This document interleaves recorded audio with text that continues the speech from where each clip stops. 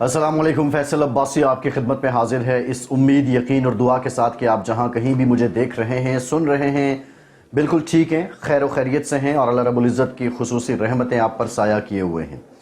पाकिस्तान की सियासत हुकूमत साजी का मरहला जारी है। कौमी असम्बली का इजलास भी हो गया। बिलाखिर आरिफ अलवी साहब ने जाते जाते जो कौमी असम्बली का इजलास है उसकी मंजूरी दे ही दी, और इससे पहले तो उन्होंने मशरूत कर दिया था कि जब तक इलेक्शन कमीशन सुन्नी इत्तेहाद काउंसिल की मखसूस नशिस्तें नहीं देता उस वक्त तक इजलास नहीं बुलाया जाएगा। लेकिन बहरहाल उन्हें अब घुटने टेकने पड़े और उन्होंने इजलास की मंजूरी दी। अब ये इजलास आइनी भी है, कानूनी भी है, और इस पर 302 जो अरकान असम्बली हैं उन्होंने हलफ लिया है। वज़ीर-ए-आज़म के इंतखाब का शेड्यूल भी जारी हो गया है। 2 मार्च को कागजात नामजदगी जमा होंगे, जबकि 3 मार्च को वज़ीर-ए-आज़म का जो इंतखाब है वो मुनक्किद होगा। बज़ाहिर शहबाज शरीफ लगता है कि वो वज़ारत उज़्मा पे फाइज होंगे।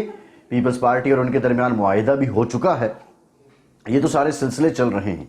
सवाल ये है कि ये हुकूमत और ये वज़ारत उज़्मा अब की बार जो शहबाज शरीफ को मिलने वाली है ये कितनी आसान है, ये कितनी स्मूथ सेलिंग होगी। ये कतई तौर पे आसान नहीं है। ये कांटों की सेज है और जिस पे चलना पड़ेगा, और हर दिन ये कांटे बढ़ते जाएंगे।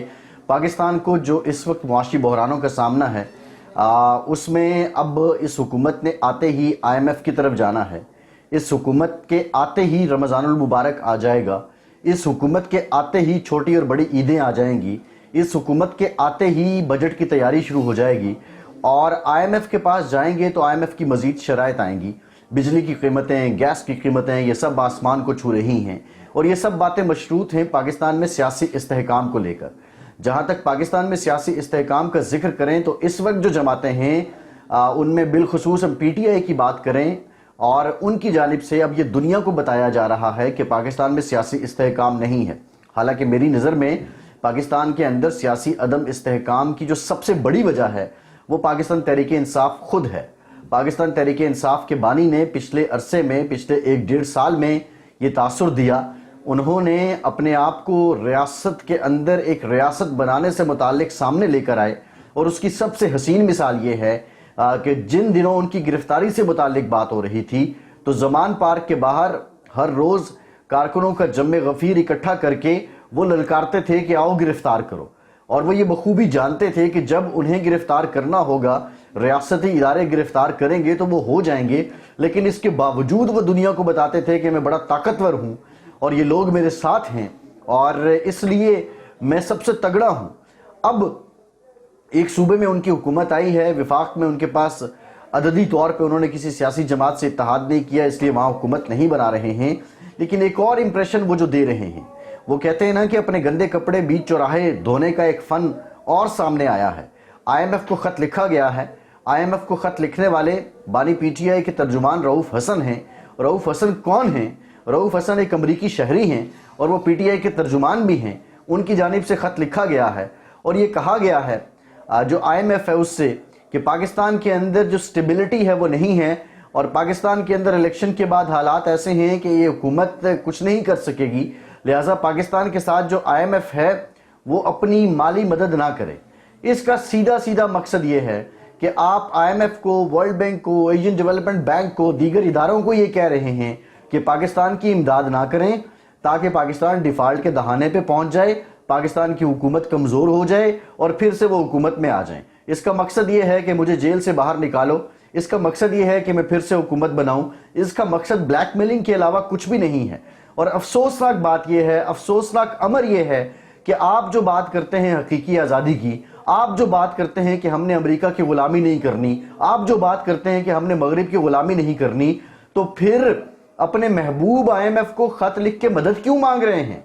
जब आपने ग़ुलामी नहीं करनी तो उनसे मदद क्यों मांगते हैं?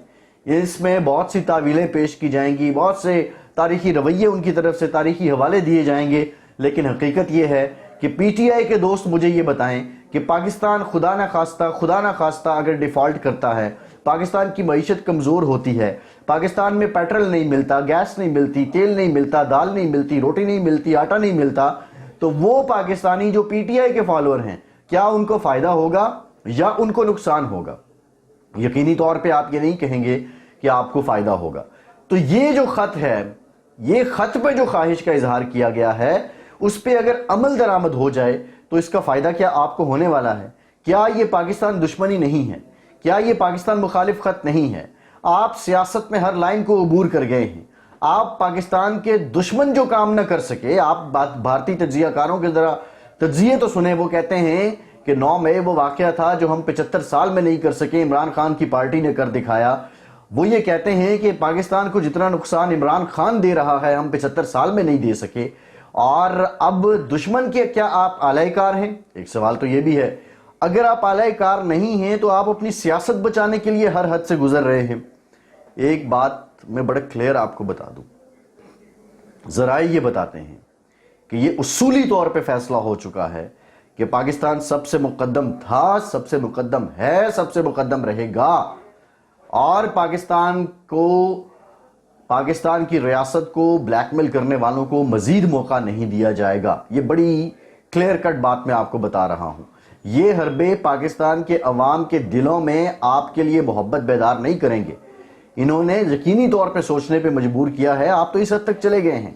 دوسری جہاں تک بات ہے، امریکہ کے اسٹیٹ آفس نے بھی یہ کہا ہے کہ ہم خواہاں ہیں کہ پاکستان جو IMF کے ساتھ ان کروشل اکنامک حالات میں اپنے جو معاملات ہیں اس کو جاری رکھے اور پاکستان IMF پروگرام کے لیے آگے بڑھے. دیٹ مینز کہ اس خط کا مقصد صرف اور صرف آپ نے اپنی سیاست خراب کی ہے اور کچھ نہیں کیا. آپ نے اپنی انٹینشن سو کی ہے کہ آپ یہ سمجھتے ہیں کہ آپ ہر حد سے گزر جائیں گے اور اس کے بدلے آپ جیل سے باہر آ جائیں گے. اتنا آسان بھی نہیں ہے.